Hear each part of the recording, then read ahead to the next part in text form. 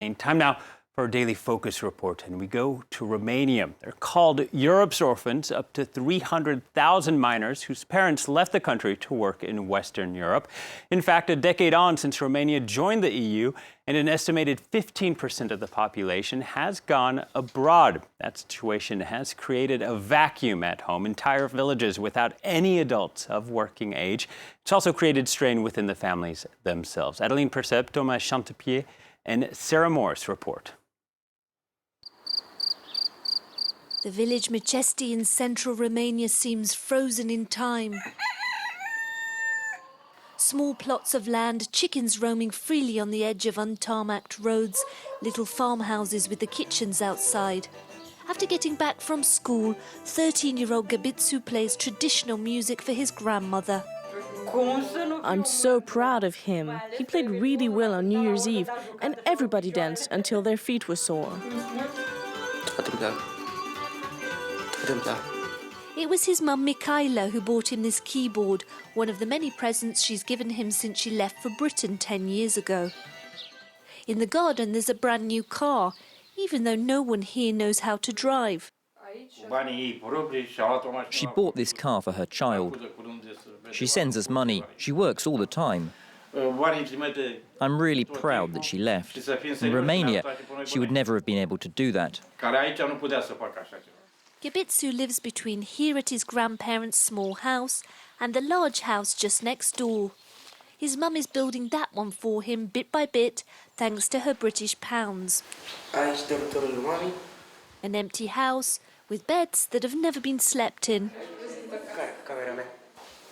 Gaëlle doesn't talk much and replies most of the time with a yes or no. When we ask if he finds it normal his mum is working abroad, his grandfather has to break the silence. So do you find that normal?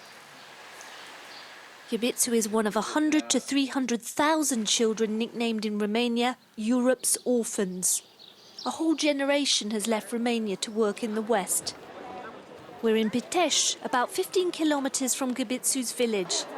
Dumitru Sima started a branch of Save the Children in the town. At 71, she's one of the best-known social workers. You've already written a lot. Have you still got homework to do? All these children live with their grandparents or with just one parent because the other one's abroad. Isabella is the mother of Alessia and Iris, and her husband has been working in England for 4 years. We're used to it now, even if I'd prefer my dad to stay here. It's difficult. Not financially, but emotionally. I mean, we miss out as a family on the happy moments. Some parents return frequently, others barely or not at all, like Irina's mum. I think my mum could earn a living here as well. She didn't need to go away. For the authorities and charities, it's difficult work. Lots of parents don't even say they're leaving. We try to make them understand that they should tell someone when they leave so that someone looks after the child. If none of the parents live here, the child needs a guardian in their absence, someone who can take care of them. In the region, lots of public buildings like this village hall carry posters encouraging parents to declare their departure. Irina's mum never declared hers, and her daughter doesn't know where she is. Irina has lived in this house without heating since she was 3, with her grandmother sharing her bedroom. I love my granddaughter, and that's why I took her in. If I didn't, I would have left her with social services. I don't know why people have children if they're going to abandon them. That evening we meet back up with Isabella and her girls at their small farmhouse. It's time to celebrate. Their father, Ionuț, is back for a few days from Britain. 24 hours a day. You who are about to enter in Romania live at the border all the hope, because basically we don't have any hope left in this country. In Romania, Ionuț would earn 800 euros a month at the most.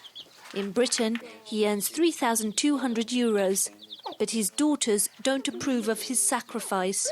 I don't say anything to him, but my father knows very well how I feel. I even cry from time to time. It's not very manhood thing to do, but it's very hard. Ionuț thinks the countryside is empty because something has gone badly wrong since Romania entered the European Union. The farmers, they leave the fields deserted, and we got maize from Hungary, bread made in Germany. We are forced to go to accept these conditions. I did.